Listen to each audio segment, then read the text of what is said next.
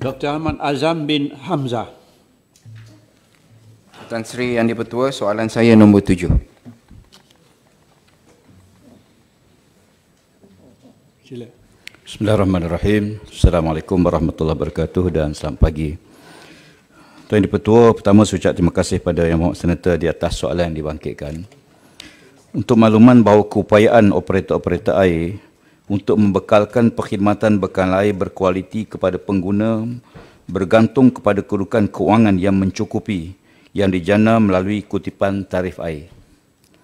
Pendapatan daripada tarif air akan dilaburkan semula untuk pembangunan infrastruktur air yang bersesuaian bagi memperluaskan liputan dan kualiti bekalan air, peningkatan kualiti perkhidmatan dan pembangunan infrastruktur IT. Walau bagaimanapun daripada analisa yang dibuat oleh Suruhanjaya Perkhidmatan Air Negara ataupun SPAN, purata tarif air di Malaysia ialah RM39 bagi 1 meter padu adalah lebih rendah berbanding purata kos sebenar iaitu RM2.35 bagi 1 meter padu yang ditanggung oleh operator air untuk membekalkan air kepada pengguna. Keadaan ini menyebabkan operator-operator air berada dalam keadaan kewangan yang defisit dan berada dalam keadaan yang sukar untuk mengekalkan perkhidmatan berkualiti kepada pengguna. Oleh yang demikian, Kementerian Alam Sekitar dan Air atau KASA memperkenalkan mekanisme penetapan tarif air ataupun tarif setting mechanism dengan izin sebagai kaedah penetapan tarif air yang sistematik, telus dan adil. TSM mempunyai dua ciri penting. Yang pertama ialah penyeragaman struktur tarif sedia ada dan yang kedua ialah pelarasan kadar tarif sedia ada. Melalui pelaksanaan TSM, operator-operator air akan mempunyai kewangan yang mencukupi untuk melaksanakan obligasinya sebagai pembekal perkhidmatan bekalan air. Pelarasan tarikh air juga membolehkan operator air menampung kos pembekalan air terawat iaitu pembelanjaan operasi harian seperti bahan kimia, elektrik yang semakin meningkat dan bagi melaksanakan projek-projek penambahbaikan infrastruktur sistem pembekalan air seperti pembinaan loji baru, menaik taraf loji rawatan sedia ada, menggantikan paip-paip yang uzur dan kerja-kerja penjenggalaan peralatan.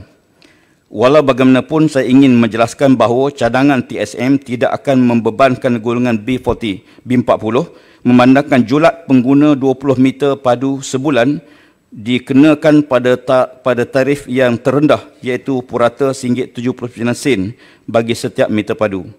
Pelaksanaan TSM memerlukan penglibatan dan persetujuan daripada kerajaan negeri.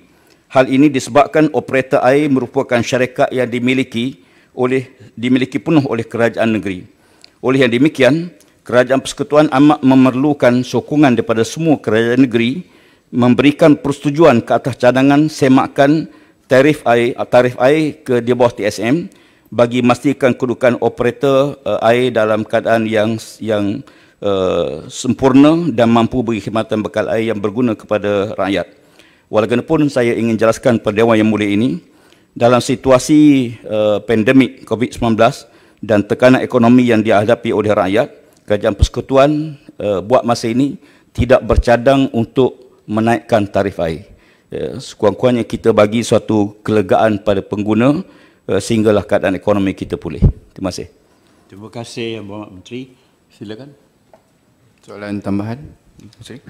Soalan tambahan saya, kalaulah dibenarkan tarif air ini dinaikkan, adakah masalah kualiti air di Kelantan yang sejak begitu lama dan juga masalah bekalan yang sering terputus di Pahang dapat diselesaikan? Terima kasih.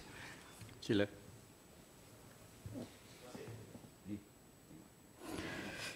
Terima kasih dari Pertua. Saya ingin jelaskan dalam konteks dua negeri yang dibuat perbandingan. Di Pahang, semakan terakhir tarif air ialah tahun 1983.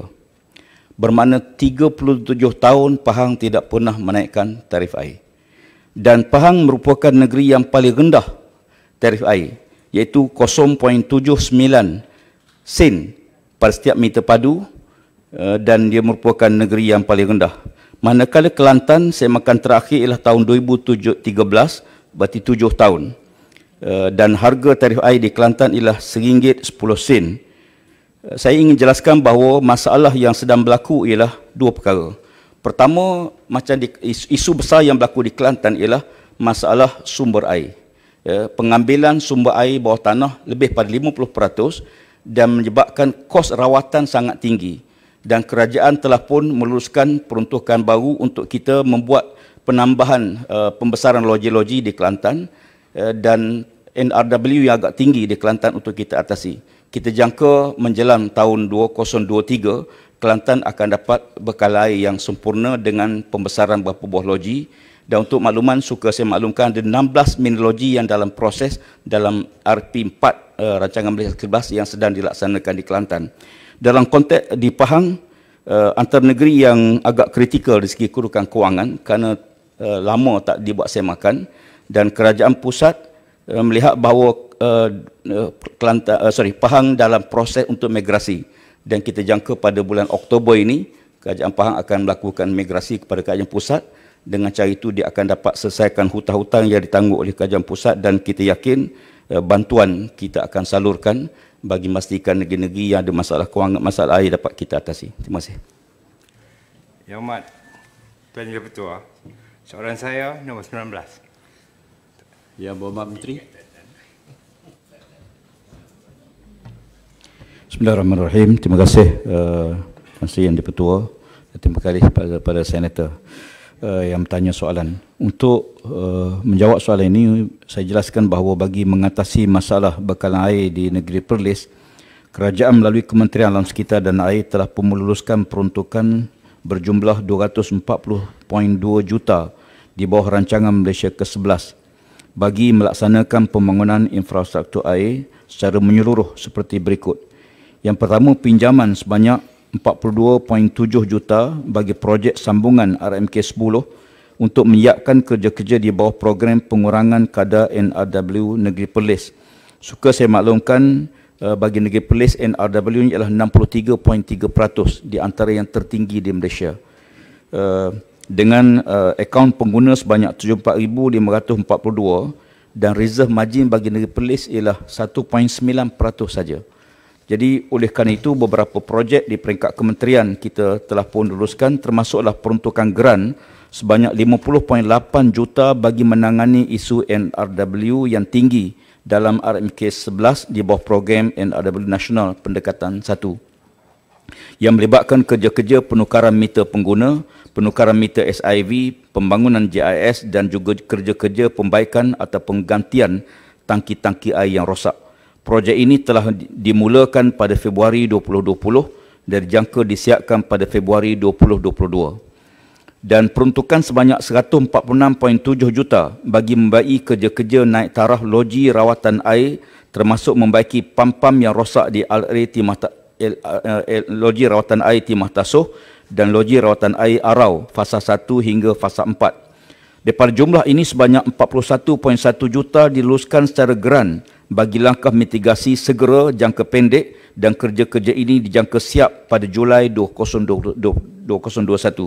Baki berjumlah 105.6 juta diluluskan secara pinjaman bagi menyiapkan kerja-kerja pembaikan dan naik taraf loji dan komponen berkaitan, di mana pada masa ini kerja-kerja tersebut di peringkat proses penyediaan reka bentuk. Terima kasih.